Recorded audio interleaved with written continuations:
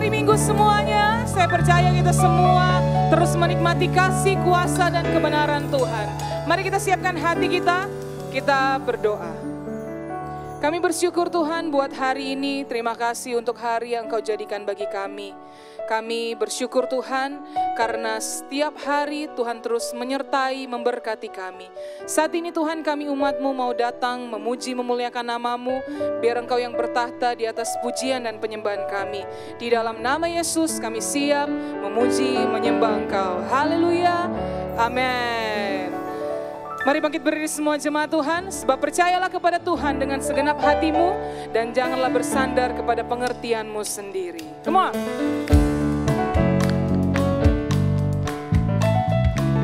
Hey.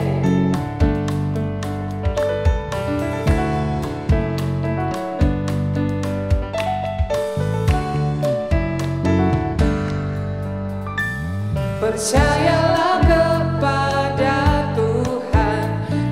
segenap hatimu dan jangan bersandar kepada pengertianmu sendiri. Berbahagia orang-orang yang memperoleh hikmatnya, lebih berharga dari emas, perak, dan permata. Umur panjang di tangan kananmu, kekayaan hormat di tangan kiri, jalan yang penuh damai sejahtera senantiasa.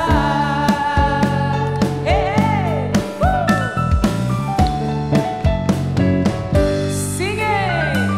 Percayalah kepada Tuhan dengan segenap hatimu dan jangan bersandar kepada pengertianmu sendiri. Berbahagia orang-orang yang memperoleh hikmatnya, lebih berharga dari emas, perak, dan permata.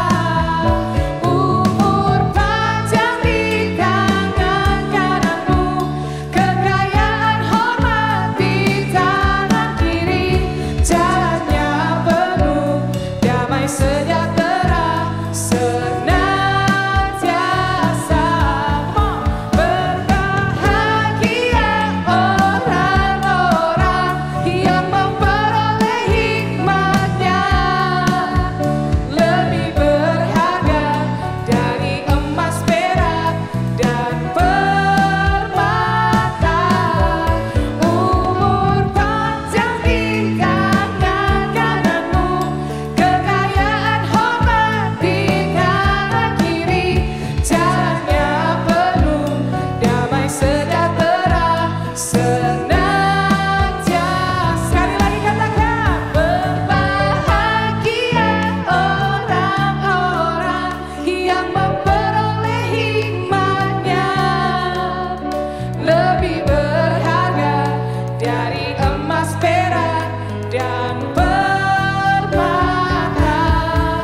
Umur panjang di tangan kananmu, kekayaan hormat di tangan kiri, jalannya penuh damai sejahtera senantiasa. Jalannya penuh damai sejahtera senantiasa.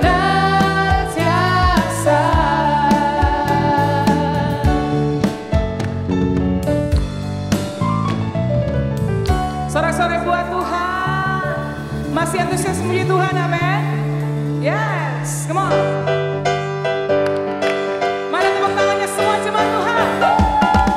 Hey.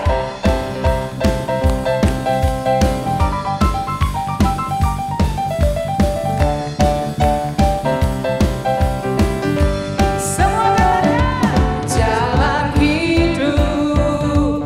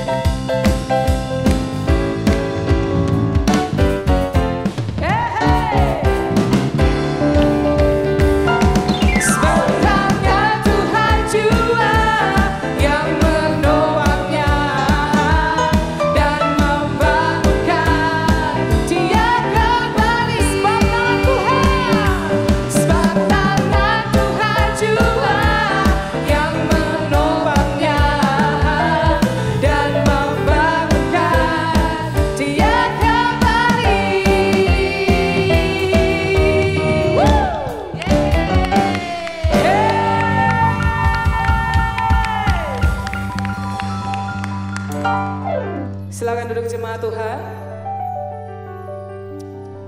Puji nama Tuhan. Mari siapkan hatimu, kita mau mengangkat penyembahan kita, menyembah Dia, meninggikan Dia.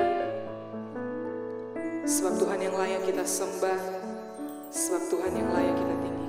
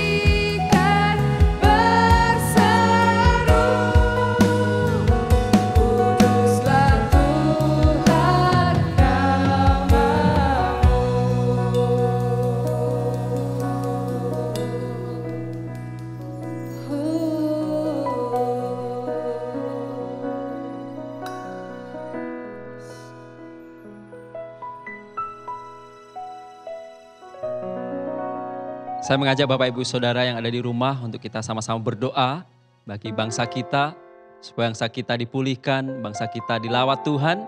Mari saya mengajak semuanya untuk bisa bangkit berdiri dan kita sama-sama berdoa sepakat, bergandengan tangan, supaya bangsa kita bisa lewat krisis ini. Mari kita berdoa. Bapak, terima kasih kalau saat ini kami masih bisa datang di hadapan Tuhan. Kami ucap syukur yang luar biasa Tuhan, karena Tuhan memelihara kami. Tuhan yang sudah memberikan kami kekuatan, kesehatan untuk kami bisa beribadah bersama. Tapi saat ini Tuhan, kami sebagai satu tubuh Kristus, kami mau berdoa bersama Tuhan, mengangkat tangan kami, tanda keberserahan kami di hadapan-Mu Tuhan, biar Engkau melawat bangsa kami. Kami berdoa di dalam nama Yesus bagi bangsa ini Tuhan, biar Tuhan melawat bangsa kami, kota kami, daerah kami Tuhan. Di dalam nama Yesus, biar Tuhan mengurapi pemimpin kami, presiden, wakil presiden, bahkan jajaran pemerintahan baik dari pusat sampai yang di daerah. Kami minta di dalam nama Yesus, berikan hikmat yang luar biasa Tuhan, supaya mereka bisa memberkati, bahkan mereka bisa mengatur bangsa ini lewat dari krisis yang berkepanjangan ini Tuhan. Kami terus berdoa, berikan mereka kesehatan Tuhan, jauhkan dari setiap mereka intimidasi pikiran-pikiran yang membuat mereka lemah Tuhan. Kami minta di dalam nama Yesus, supaya pemimpin kami tetap kuat Tuhan. Kami juga terus berdoa bagi saudara-saudara kami yang saat ini mengalami krisis, dampak dari krisis pandemi ini Tuhan. Kami bersatu hati di dalam nama Yesus, berikan kekuatan buat mereka, berikan penghiburan, supaya mereka bisa melalui krisis ini dengan baik Tuhan. Kami minta di dalam nama Yesus, bagi mereka juga yang sakit saat ini Tuhan, di dalam nama Yesus Engkau lawat sakitnya. Oleh bilur Yesus Engkau sudah disembuhkan di dalam nama Yesus. Bahkan kami berdoa juga buat tim medis, dokter, suster, bahkan semua perawat, bahkan mereka tim medis yang bergerak menangani para pasien yang ada Tuhan. Kami minta di dalam nama Yesus ada perlindungan Tuhan. Jauhkan dari virus yang ada Tuhan. Kami minta Tuhan berikan kekuatan kesehatan buat mereka. Di dalam nama Yesus. Bahkan mereka jemaat Tuhan yang menantikan jawaban dari krisis ini. Mungkin mereka lagi butuh pekerjaan Tuhan. Kami minta di dalam nama Yesus Engkau mau berkati, Engkau bukakan pintu-pintu pekerjaan buat mereka, supaya mereka bisa bekerja Tuhan, bahkan mereka punya kreativitas yang luar biasa untuk bisa menghidupi di masa-masa krisis seperti ini Tuhan. Kami bersyukur Tuhan, kami sudah berdoa dan kami yakin percaya bahwa Tuhan sumber jawaban kami. Di dalam nama Yesus, semua yang percaya katakan, amin. Shalom jemaat Tuhan yang terkasih di dalam Kristus. Berjumpa lagi kita di dalam ibadah online minggu ini. Dan saya percaya Bapak Ibu Saudara sudah mempersiapkan yang terbaik agar sama-sama kita bisa mendengarkan apa yang menjadi isi hati Tuhan yang ingin Tuhan sampaikan terhadap kita pada minggu ini. Dan tema khotbah saya kali ini adalah berbicara tentang penyertaan Tuhan. Penyertaan Tuhan. Saya harap semuanya fokus, tapi sebelumnya mari kita bersatu di dalam doa. Kami kembali bersyukur buat penyertaan Tuhan yang begitu luar biasa dalam kehidupan kami. Yang terus dinyatakan apapun keadaan kami sampai hari ini Tuhan. Dan saat ini kami mau mendengarkan isi hati-Mu. Urapi hamba-Mu, urapi setiap kami. Sehingga firman Tuhan bisa kami terima dengan baik, kami mengerti, dapat kami renungkan dan kami bisa praktekkan. Di dalam nama Yesus yang percaya dan siap untuk mendengarkan firman Tuhan, sama-sama kita katakan amin. Bapak Ibu Saudara, beberapa hari yang lalu ada beberapa orang, beberapa jemaat, bahkan anak-anak muda yang bertanya kepada saya. Mereka bertanya, Pastor, menurut Pastor apakah virus COVID-19 ini bisa berlalu, bisa hilang, atau apakah virus ini bisa ada solusinya? Artinya ada vaksin yang ditemukan atau ada obat yang bisa ditemukan. Dan ada pertanyaan lagi, apakah keadaan akan seperti dulu lagi enggak ya? Kita bisa kemana aja kita mau pergi, kita bisa kumpul-kumpul dengan teman-teman, kita bebas untuk bergerak. Lalu saya bilang seperti ini, saya tidak tahu apakah virus ini akan hilang atau tidak, atau apakah akan ditemukan nanti obat atau vaksinnya.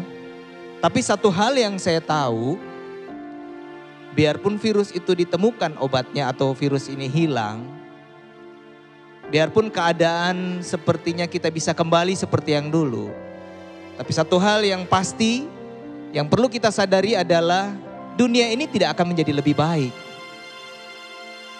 Dunia ini tidak akan menjadi lebih baik. Jadi artinya biarpun virus ini ditemukan obatnya, vaksinnya ada, kita juga bisa melakukan banyak hal seperti yang dulu. Perlu diketahui dan disadari, sekali lagi saya sampaikan, apa yang diulang-ulang itu berarti penting. Dunia ini tidak akan menjadi lebih baik. Dan ini bukan saya yang mengatakan, tapi firman Tuhan. Firman Tuhan di dalam 2 Timotius 3 ayat 1 sampai 4. Beberapa kali saya sampaikan ayat ini. Tapi ini adalah firman Tuhan yang tentunya yang selalu harus kita sadari. Apalagi di masa-masa COVID-19, di masa-masa pandemi yang sedang kita alami hari-hari ini. Firman Tuhan berkata demikian, ketahuilah bahwa pada hari-hari terakhir, saat inilah hari-hari terakhir Bapak Ibu Saudara, akan datang masa sukar. Akan datang masa sukar. Manusia akan mencintai dirinya sendiri dan menjadi hamba uang. Mereka akan membual dan menyombongkan diri. Mereka akan menjadi pemfitnah. Mereka akan berontak terhadap orang tua dan tidak tahu berterima kasih.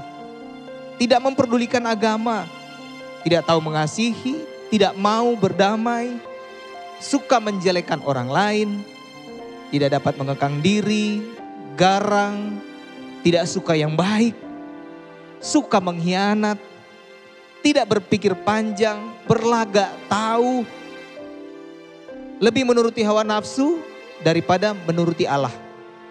Dan dalam Lukas 21 ayat 9 sampai 11 berkata demikian Bapak Ibu Saudara. Dan apabila kamu mendengar tentang peperangan dan pemberontakan, janganlah kamu terkejut. Sebab semuanya itu harus terjadi dahulu. Tetapi itu tidak berarti kesudahannya akan datang segera. Ia berkata kepada mereka, bangsa akan bangkit melawan bangsa dan kerajaan melawan kerajaan. Dan akan terjadi gempa bumi yang dahsyat. Dan di berbagai tempat akan ada penyakit sampar dan kelaparan. Dan akan terjadi juga hal-hal yang mengejutkan dan tanda-tanda yang dahsyat dari langit. Jadi Bapak Ibu Saudara, keadaan yang akan datang nanti itu bukan tidak akan menjadi lebih baik, tapi akan datang yang namanya masa-masa sukar. Jadi kalau Bapak Ibu Saudara bertemu dengan orang-orang yang lebih suka memikirkan diri sendiri, orang-orang yang sombong, orang-orang yang susah diajak ibadah, alasannya ada aja. Aduh, saya nggak biasa kalau ibadah online, saya kan biasanya di gereja. Padahal hari Minggu biarpun ibadahnya bukan online, susah ketemu di gereja. Kita akan ketemu dengan yang namanya sakit penyakit, gempa bumi. Ada hal-hal yang mengejutkan Bapak Ibu Saudara, firman Tuhan bilang. Kita nggak usah bingung, kita nggak usah heran. Karena itu yang akan kita hadapi nantinya. Akan kita hadapi dan itu pasti tergenapi karena itu adalah firman Tuhan. Tapi satu hal Bapak Ibu Saudara yang perlu kita sadari dan perlu kita amini adalah apapun yang akan terjadi nanti. Masa sukar, keadaan sekitar kita terjadi sesuatu hal-hal yang tidak diinginkan. Ada Tuhan yang selalu akan menyertai Bapak Ibu Saudara dan saya. Penyertaannya sempurna dalam kehidupan kita. Karena Tuhan kita adalah Tuhan yang setia, Tuhan yang luar biasa. Kita harus sadari itu. Sama seperti Tuhan menyertai Yakub dan bangsa Israel. Yang karena ketidaktaatan mereka sehingga mereka harus mengalami pembuangan di Babel. Jauh dari rumah asal mereka. Mereka mengalami tekanan, mengalami masalah. Harusnya bangsa ini dibiarkan menderita karena kejahatan dan dosa-dosa mereka, karena pelanggaran-pelanggaran yang mereka lakukan. Tapi apa yang terjadi Bapak Ibu Saudara? Tuhan tetap menyertai bangsa Israel. Sama dengan kita Bapak Ibu Saudara. Seharusnya kita juga tidak layak untuk menerima penyertaan Tuhan. Kenapa kalau kita mau jujur, kadang-kadang kita sadar tidak sadar, kita melakukan hal-hal yang tidak berkenan dan menyakiti hati Tuhan. Tapi Tuhan sampai hari ini terus setia menyertai kehidupan Bapak Ibu Saudara. Makanya kita masih ada seperti ini. Apapun keadaan Bapak Ibu Saudara, kita harus sadar semua hanya karena penyertaan Tuhan. Semua hanya karena kebaikan Tuhan. Yesaya 43 ayat 1 sampai 5. Tetapi sekarang, beginilah firman Tuhan yang menciptakan engkau. Hai Yakub, hai jemaat Kristus yang sedang ibadah online. yang membentuk engkau, hai Israel, hai umat Tuhan. Janganlah takut, sebab aku telah menebus engkau. Aku telah memanggil engkau dengan namamu. Engkau ini kepunyaanku. Bapak, Ibu, Saudara, kepunyaan Tuhan. Bukan kepunyaan dunia ini. Karena kita kepunyaan Tuhan, Tuhan mau menyertai kita. Apabila engkau menyeberang melalui air, aku akan menyertai engkau. Atau melalui sungai-sungai, engkau tidak akan dihanyutkan. Apabila engkau berjalan melalui api, engkau tidak akan dihanguskan. Dan nyala api tidak akan membakar engkau. Sebab akulah Tuhan Allahmu, yang Maha Kudus, Allah Israel, Juru Selamatmu. Aku menebus engkau dengan Mesir dan memberikan Ethiopia dan Sheba sebagai gantimu. Oleh karena engkau berharga, katakan berharga. Berharga di mata Tuhan, di mataku dan mulia. Dan aku ini mengasihi engkau. Maka aku memberikan manusia sebagai gantimu dan bangsa-bangsa sebagai ganti nyawamu. Betapa Tuhan mengasihi Bapak, Ibu, Saudara. Janganlah takut. Sekali lagi, janganlah takut. Sebab aku ini menyertai engkau. Aku akan mendatangkan anak cucumu dari timur. Dan aku akan menghimpun engkau dari barat. Bapak, Ibu, Saudara, Tuhan kita adalah Tuhan yang tidak pernah berubah. Dahulu, sekarang, dan selama-lamanya. Kalau Tuhan yang kita sembah menyertai bangsa Israel di tanah pembuangan, Tuhan yang sama juga akan menyertai kehidupan kita dengan apapun yang sedang kita hadapi. Situasi, kondisi yang kita hadapi, ada Tuhan yang menyertai Bapak, Ibu, Saudara, dan saya. Itu karena kenapa? Karena Tuhan mengasihi Bapak, Ibu, Saudara. Karena kita berharga di mata Tuhan. Karena dikatakan kita adalah umat kepunyaan Tuhan. Kita ini kepunyaan Tuhan, bukan kepunyaan dunia ini. Dunia ini tidak berhak atas hidup kita. Tuhan yang berhak akan atas hidup kita. Oleh sebab itu Dia mau menyertai kita. Katakan amin. Jadi Bapak, Ibu, Saudara, apapun situasi kondisi Bapak, Ibu, Saudara yang sedang dialami, yang sedang dihadapi. Mungkin ada sungai yang harus dilalui. Ada api yang harus dilalui seperti yang dialami oleh bangsa Israel. Ada masalah keuangan, ada masalah pekerjaan, usaha. Ada masalah sakit penyakit, bergumul. Ada masalah rasa takut tentang virus COVID-19. Ada Tuhan yang selalu menyertai Bapak, Ibu, Saudara, dan saya. Akan menyertai. Ada satu video Bapak, Ibu, Saudara yang saya mau ajak nonton. Mungkin Bapak, Ibu, Saudara juga sudah lihat. Tapi biar lewat video ini Bapak, Ibu, Saudara bisa mengingat kembali dan sadar bahwa dalam setiap kondisi apapun ada penyertaan Tuhan, ada Tuhan yang selalu bersama-sama dengan kita. Mari kita saksikan.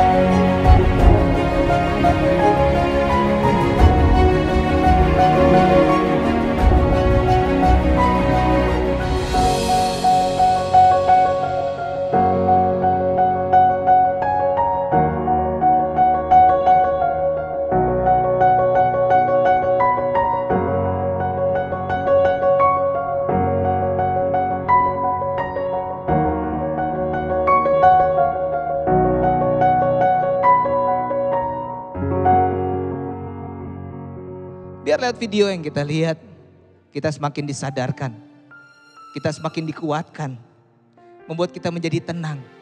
Kenapa? Karena dalam keadaan apapun juga, anak-anak muda di dalam pergaulanmu ada Tuhan yang menyertai di dalam studimu. Bapak, Ibu, Saudara yang mungkin sedang dalam masalah sakit penyakit, ada Tuhan yang di sebelah Bapak, Ibu, Saudara yang sedang menyertai dan sedang memperhatikan. Apapun keadaannya yang sedang hadapi, ada selalu Tuhan yang menyertai Bapak Ibu Saudara. Lalu apa sih yang menjadi tujuan Tuhan mau menyertai umatnya? Mau menyertai Bapak Ibu Saudara? Ada 4 hal, ada begitu banyak hal tapi 4 hal yang akan kita pelajari bersama. Yang pertama, kenapa Tuhan mau menyertai Bapak Ibu Saudara dan saya sampai hari ini? Padahal sebenarnya kita tidak layak untuk disertai Tuhan. Yang pertama adalah karena Tuhan mau lewat penyertaannya kita menjadi orang-orang yang kuat. Penyertaan Tuhan bukan berarti masalah itu hilang. Penyertaan Tuhan bukan berarti sungai dan api itu tidak ada. Tapi penyertaan Tuhan yang akan memampukan kita melewati setiap sungai yang di hadapan kita. Setiap api yang ada di depan kita, kita dimampukan. Penyertaan Tuhan membuat kita menjadi kuat untuk melewatinya.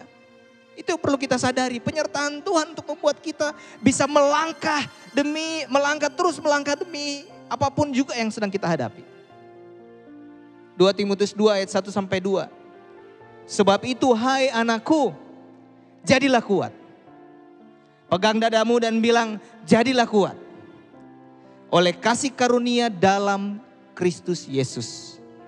Apa yang telah engkau dengar daripadaku di depan banyak saksi, percayakanlah itu kepada orang-orang yang dapat dipercayai. Yang juga cakap mengajar orang lain. Tuhan ingin kita menjadi kuat. Kenapa? Bapak Ibu Saudara jelas kita sedang mengalami bahkan sampai hari-hari ini. Ada begitu banyak tekanan dalam kehidupan kita. Saya sedang membayangkan kadang-kadang kalau saya melihat anak saya sedang belajar.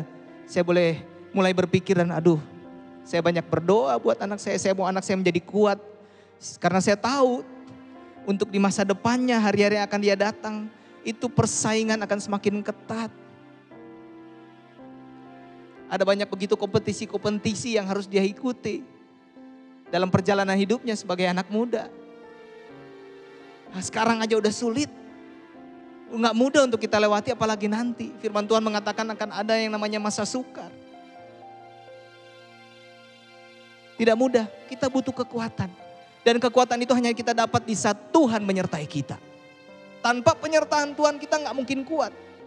Kita boleh jadi orang-orang yang pintar, kita boleh jadi orang-orang yang hebat. Tapi tanpa penyertaan Tuhan semuanya sia-sia. Semuanya sia-sia. Hari-hari ini kita alami. Manusia terbatas, kepintaran kita terbatas, kekuatan kita terbatas. Tapi oleh karena penyertaan Tuhan, kita tetap bisa kuat. Bahkan dalam firman Tuhan Matius 24 ayat 11 sampai 13 berkata demikian. Banyak nabi palsu akan muncul dan menyesatkan banyak orang. Dan karena makin bertambahnya kedurhakaan, maka kasih kebanyakan orang akan menjadi dingin.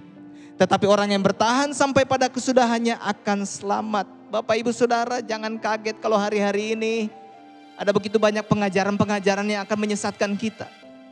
Yang mengajak kita untuk kompromi, untuk membuat kita keluar dari rencana Tuhan. Untuk kita kerjasama dengan dunia. Ada begitu banyak. Kalau kita tidak kuat di dalam Kristus, kita akan menjadi orang-orang yang mudah terpengaruh. Pada akhirnya kita akan keluar dari rencana Tuhan. Kita kompromi dengan dosa-dosa. Kita kompromi dengan dunia yang ada. Kita butuh kekuatan. Dan kekuatan itu hanya bisa kita dapatkan di saat penyertaan Tuhan selalu bersama-sama dengan kita. Kembali dalam Ulangan 31 ayat 6 berkata demikian. Kuatkan, katakan kuatkan. Dan teguhkanlah hatimu, janganlah takut dan jangan gemetar karena mereka.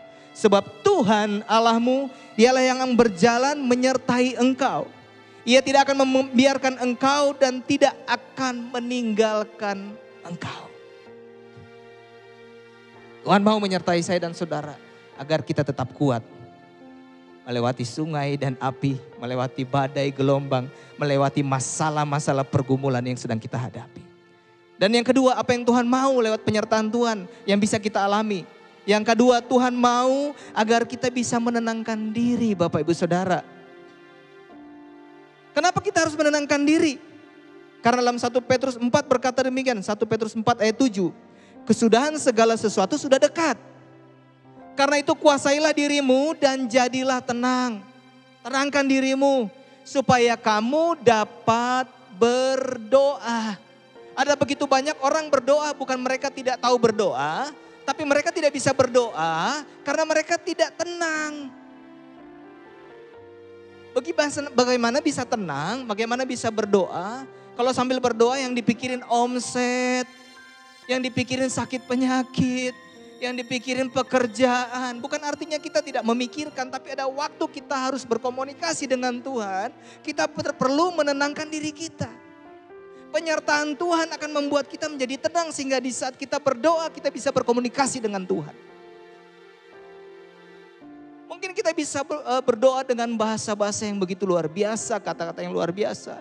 Tapi kalau kita tidak punya ketenangan dalam hati kita, dalam pikiran kita. Tidak heran sambil berdoa, tapi pikirannya ada di toko, anak-anak muda pikirannya ada di pacarnya. Ada pikir-pikir mungkin dia pikir, aduh umur begini Tuhan, saya belum dapat jodoh Tuhan jodoh. Mana bisa berkomunikasi dengan Tuhan dengan baik. Lagi beribadah bingung, aduh kita punya masakan kutek di belakang. Lagi dikasih siap. Nggak bisa Bapak Ibu Saudara, kita perlu ketenangan untuk berdoa. Filipi 4 ayat 6. Janganlah hendaknya kamu khawatir tentang apapun juga, karena hanya orang-orang khawatir yang tidak akan pernah mendapatkan ketenangan. Tapi firman Tuhan berkata demikian, janganlah hendaknya kamu khawatir tentang apapun juga. Tetapi nyatakanlah dalam segala hal keinginanmu kepada Allah, dalam doa dan permohonan dengan ucapan syukur. Jangan khawatir Bapak Ibu Saudara. Tapi pastor bagaimana nggak khawatir? Bagaimana bisa tenang kalau kondisinya seperti ini? Nggak ada pemasukan, modal sudah habis. Anak ini sudah naik kelas, sudah lulus, mereka butuh biaya. Tapi suami nggak kerja, tapi omset sudah tidak ada lagi, sudah tidak mencukupi. Bayar orang kerja aja nggak cukup. Bagaimana kami bisa tenang? Oleh sebab itu kita butuh penyertaan Tuhan. Karena ketenangan hanya kita dapatkan di saat ada penyertaan Tuhan dalam kehidupan kita. Semua punya masalah yang sama. Cuma di level yang berbeda. 1 Korintus 10 ayat 13 berkata demikian. Pencobaan-pencobaan yang kamu alami ialah pencobaan-pencobaan biasa. Yang tidak melebihi kekuatan manusia. Sebab Allah setia dan karena itu Ia tidak akan membiarkan kamu dicobai melampaui kekuatanmu. Pada waktu kamu dicobai, Ia akan memberikan kepadamu jalan keluar. Sehingga kamu dapat menanggungnya. Sehingga kamu dapat menanggungnya. Kita butuh penyertaan Tuhan. Kita butuh penyertaan Tuhan. Tuhan akan menyertai saya dan saudara di setiap masalah pergumulan yang sedang kita hadapi. Lalu pastor bagaimana caranya kita bisa tenang? Di keadaan seperti sekarang, solusinya seperti apa? Iya dikatakan kita harus tenang, tapi caranya bagaimana? Ada caranya Bapak Ibu Saudara. Matius 11 ayat 8 sampai 30 berkata demikian. Marilah kepadaku semua yang letih lesu dan berbeban berat. Aku akan memberi kelegaan kepadamu. Pikulah kuk yang kupasang dan belajarlah padaku karena aku lemah lembut dan rendah hati. Dan jiwamu akan mendapat ketenangan. Sebab kuk yang kupasang itu enak dan bebanku pun ringan. Ada orang yang kalau lagi banyak masalah, lagi pikirannya kalut, lagi bingung, yang dicari apa? Mereka ke mall, mereka jalan-jalan, mereka nongkrong. Bahkan Bapak Ibu Saudara, ini rahasia kita aja buat Bapak Ibu Saudara ya. Ada orang-orang yang mau mencari ketenangan, mereka mendingan saya di gereja. Sibuk melayani di gereja. Tapi hatinya bukan untuk menyenangkan hati Tuhan. Tapi apa? Untuk mencari ketenangan supaya sibuk di gereja. Daripada di rumah pusing. Ada loh yang seperti itu. Tapi gak usah bilang-bilang, saya percaya bukan Bapak Ibu Saudara. Ada di sana. Di sana. Tapi firman Tuhan bilang begini, marilah kepadaku. Apalagi situasi keadaan sekarang yang masih suka cari solusi di luar, cari solusi di mall, cari solusi dengan jalan-jalan. Sekarang mau jalan-jalan kemana? Sekarang mau ke mall yang mana? Di rumah. Selain kita mencari Tuhan, kita bisa cari siapa? Pada akhirnya kita akan diperhadapkan situasi untuk selalu mencari Tuhan. Mencari Tuhan. Karena penyertaan Tuhan nggak dapat di mana-mana selain kepada Tuhan itu sendiri. Apa yang harus kita lakukan? Ada 4 hal yang perlu kita lakukan supaya kita bisa dekat dengan Tuhan. Kita datang kepada Tuhan. Yang pertama ya rajinlah berdoa. Di saat kita berdoa artinya kita berkomunikasi dengan Tuhan. Mulailah untuk merenungkan firman Tuhan. Mulailah untuk rajin beribadah. Meskipun dia online, saya percaya Tuhan yang kita sembah tidak terbatas ruang dan waktu. Beribadah. Mulailah komsel, ada komsel online. Kita melakukan ini tujuannya apa? Supaya kita bisa dekat dengan Tuhan. Itu buktinya kita sedang mencari Tuhan. Kita mau datang kepada Tuhan. Saat kita datang kepada Tuhan, saya percaya kita akan merasakan yang namanya penyertaan Tuhan yang sempurna. Yang ketiga, kenapa Tuhan mau menyertai kita sampai hari ini? Tuhan mau kita menjadi dewasa. Jadi dewasa. Matius 5 ayat 48 berkata demikian. Karena itu haruslah kamu sempurna. Sama seperti Bapamu yang di sorga adalah sempurna. Kata sempurna di sini Bapak Ibu Saudara. Bukan berarti sempurna tanpa cacat celah. Sempurna di sini berbicara tentang kedewasaan penuh dalam Kristus. Kedewasaan penuh berbicara tentang kedewasaan. Loh pastor, ini umur saya udah segini, mau dibilang belum dewasa. Bapak Ibu Saudara, kedewasaan tidak ditentukan oleh jumlah umur. Tidak ditentukan oleh jumlah umur. Tapi kedewasaan ditentukan oleh seperti apa seseorang meresponi masalah yang ada di dalam kehidupannya. Kedewasaan dilihat dari respon dalam menghadapi masalah. Dalam situasi seperti sekarang, apakah kita menjadi orang-orang yang selalu bersungut-sungut? Atau orang yang suka bersyukur? Apakah kita menjadi orang yang mudah untuk menyalahkan orang lain? Apakah kita menjadi orang yang mudah untuk menyalahkan diri sendiri atau bukan? Kelihatan dari responnya kalau orang-orang yang dewasa dengan orang-orang yang masih anak-anak. Orang yang tidak dewasa tidak akan pernah menyadari penyertaan Tuhan. Bukan penyertaan Tuhan gak ada. Penyertaan Tuhan selalu bersama-sama dengan kita. Tapi karena namanya anak-anak, masih kekanak-kanakan mereka gak ngerti. Gak ngerti. Efesus 4 ayat 13 sampai 15. Sampai kita semua telah mencapai kesatuan iman dan pengetahuan yang benar tentang anak Allah. Kedewasaan penuh.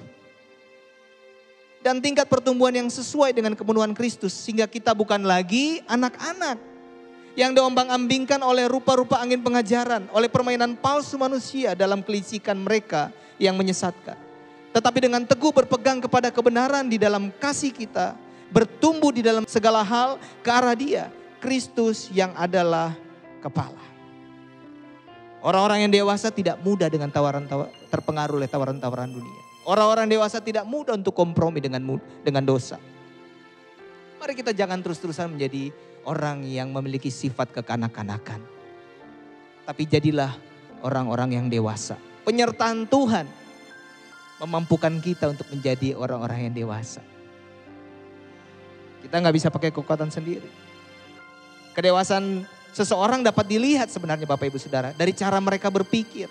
Dari cara mereka berkata-kata. Dalam perbuatan sehari-hari. Kita bisa tahu orang ini dewasa atau tidak. Dari cara berpikir contohnya kalau hari ini ada ibadah online. Mereka pasti akan berpikir bagaimana mempersiapkan waktu yang terbaik. Kalau hari Kamis ada ibadah doa dengan gembala, mereka tahu ini adalah prioritas dia. Dia lebih berpikir untuk bagaimana dia bisa mempersiapkan waktu yang terbaik untuk bisa hadir di dalam doa. Kalau ada komsel, dia mau hadir. Daripada nonton YouTube atau nonton kebanyakan film Korea. Yang kedua, cara berkata-katanya, apa yang keluar dari mulutnya? Apakah kata sia-sia atau kata-kata yang selalu membangun? Kata-kata yang selalu mempersalahkan orang lain atau kata-kata yang selalu mencari solusi? Dalam perbuatan sehari-hari, bagaimana seorang suami memperlakukan istrinya, bagaimana seorang istri memperlakukan melayani suaminya. Orang tua terhadap anak, anak terhadap orang tua. Bisa kelihatan Bapak Ibu Saudara. Bukan berarti saya sudah sempurna, tapi sampai hari ini saya juga terus belajar untuk bisa menjadi orang yang dewasa. Percayalah Bapak Ibu Saudara, penyertaan Tuhan akan memampukan kita menjadi orang-orang yang dewasa. Dan yang keempat, yang terakhir, apa sih tujuan Tuhan mau menyertai saya dan saudara sampai hari ini? Agar kita menjadi orang-orang yang berhasil. Kita bisa belajar dari Yusuf, dibuang oleh saudara-saudaranya, dijual sebagai budak, difitnah, dipenjara. Kehidupannya kelihatannya penuh dengan masalah. Istilah dunianya sudah jatuh ketimpa dengan tangga pula. Sepertinya tidak ada masa depan yang cerah untuk kehidupan Yusuf. Tapi dalam kehidupan Yusuf malah mengalami hal-hal yang luar biasa. Bapak Ibu Saudara tahu ceritanya. Firman Tuhan mengatakan bahwa kepada Yusuf diberikannya kuasa atas rumahnya. Dan segala miliknya diserahkan kepada kekuasaan Yusuf. Semua yang dimiliki oleh Potifar diberikan kepada Yusuf, Bapak Ibu Saudara. Bahkan pada akhirnya Bapak Ibu Saudara, Yusuf dikatakan menjadi penguasa di Mesir. Wah, luar biasa. Luar biasa. Dan apa yang dialami oleh Yusuf itu bukan semata-mata karena kehebatan Yusuf, Bapak Ibu Saudara. Tetapi firman Tuhan mengatakan semuanya hanya karena ada penyertaan Tuhan yang selalu menjadi bagian Yusuf. Kejadian 39 ayat 2 sampai 3. Tetapi Tuhan menyertai Yusuf.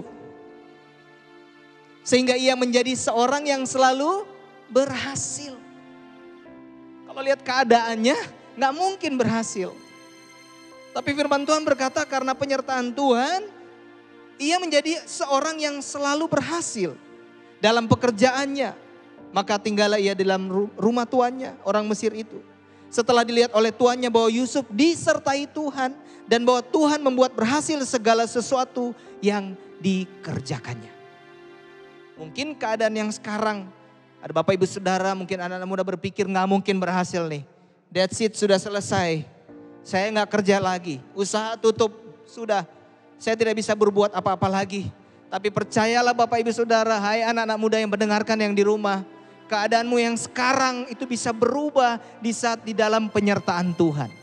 Penyertaan Tuhan akan memampukan Bapak Ibu Saudara dan anak-anak muda yang ada menjadi orang-orang yang berhasil. Yang perlu kita lakukan adalah apa? Tetaplah percaya. Tetaplah setia. Sadar dan yakinlah bahwa ada Tuhan yang selalu menyertai Bapak Ibu Saudara dan saya. Dan dimanapun kita berada, situasi kondisi apapun yang terjadi dalam kehidupan kita bisa menjadi orang-orang yang berhasil. Mungkin kelihatannya tidak mungkin, tapi bagi Tuhan tidak ada yang mustahil. Semuanya bisa. Tuhan mampu mengubahkan keadaan hidup kita. Ada satu lagu Bapak Ibu Saudara yang saya mau ajak Bapak Ibu Saudara menyanyi. Yang lewat lagu ini kita bisa mengingat kembali penyertaan Tuhan yang begitu baik. Yang begitu luar biasa. Jalanmu tak terselami oleh setiap hati kami. Namun satu hal ku percaya, ada rencana yang indah, tiada terduga kasih-Mu, heran dan besar bagiku.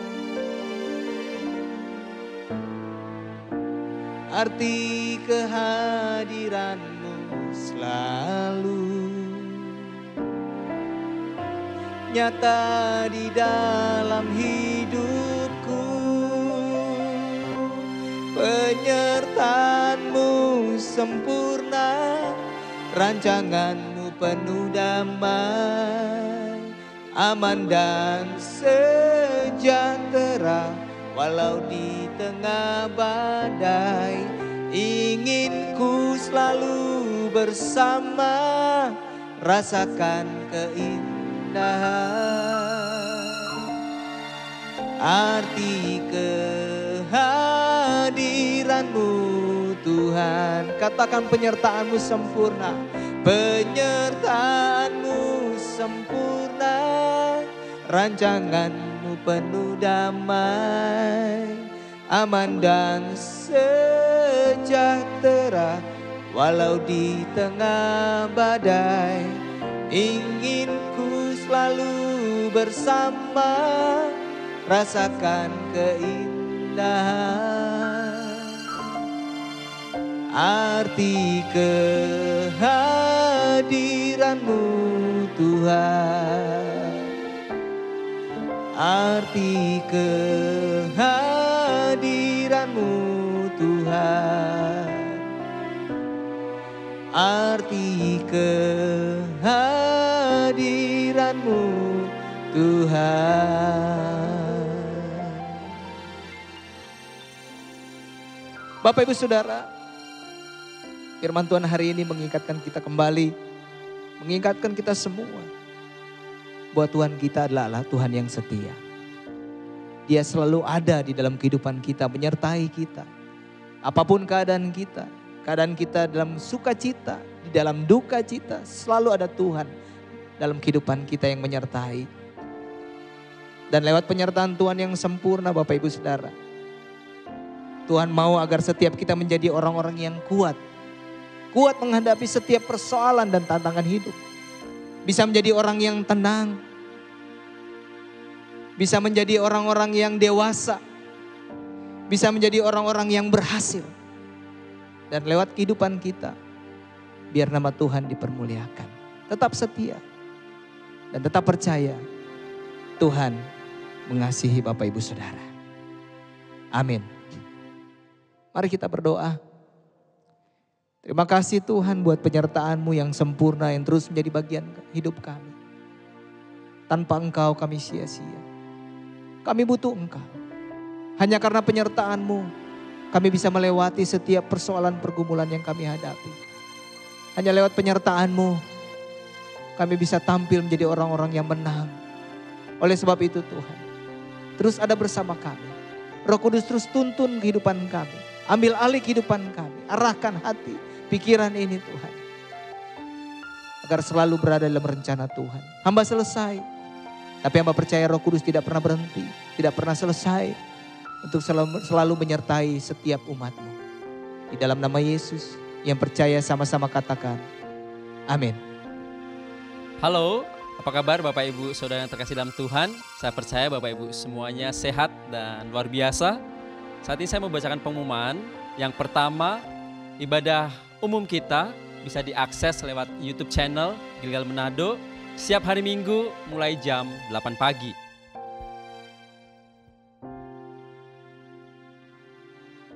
Untuk ibadah kids kita bisa diakses juga di dalam YouTube channel setiap hari Minggu mulai jam 9 pagi.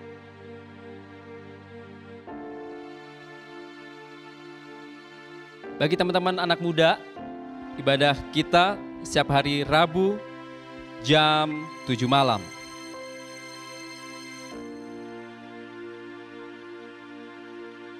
Bagi Bapak Ibu Saudara yang tergerak untuk membantu teman-teman kita, saudara kita yang terdampak dari krisis pandemi COVID-19, bisa menyalurkan bantuannya melalui rekening yang ada di layar atau bisa menghubungi dengan nomor yang ada di layar juga.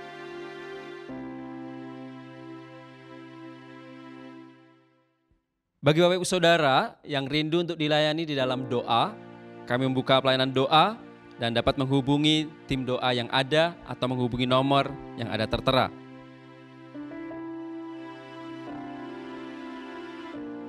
Selama ibadah online, Bapak Ibu Saudara bisa tetap memberikan persembahan dan perpuluhan dan bisa ditransfer melalui rekening yang ada di layar.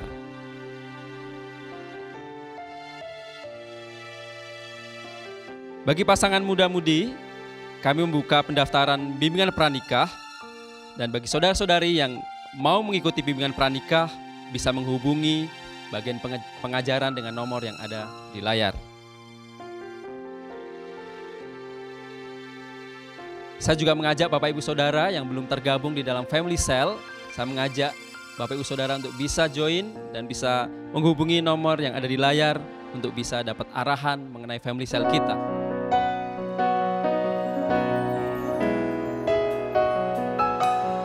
Demikian pemunggahan hari ini. Saya ucapkan selamat hari Minggu. Tuhan Yesus memberkati.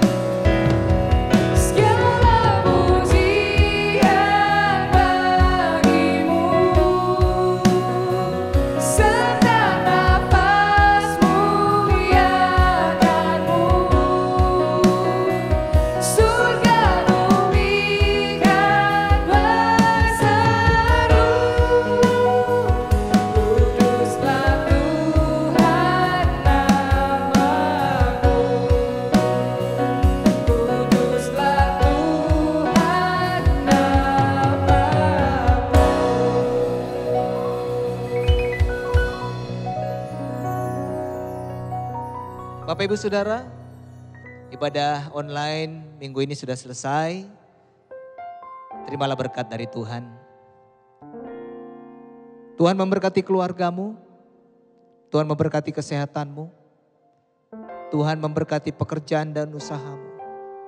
Tuhan akan selalu menyertai, memberikan jalan keluar, memberikan solusi di setiap masalah dan pergumulanmu. Dan biarlah cinta kasih dari Allah Bapa Tuhan kita yang selalu menyertai. Dengan perantaraan kuat kuasa Roh Kudus, Dia akan menghibur, menolong, bahkan membela Bapak Ibu Saudara. Saat ini, sampai Yesus datang kali yang kedua, menjemput kita semua. Yang percaya sama-sama kita katakan, amin.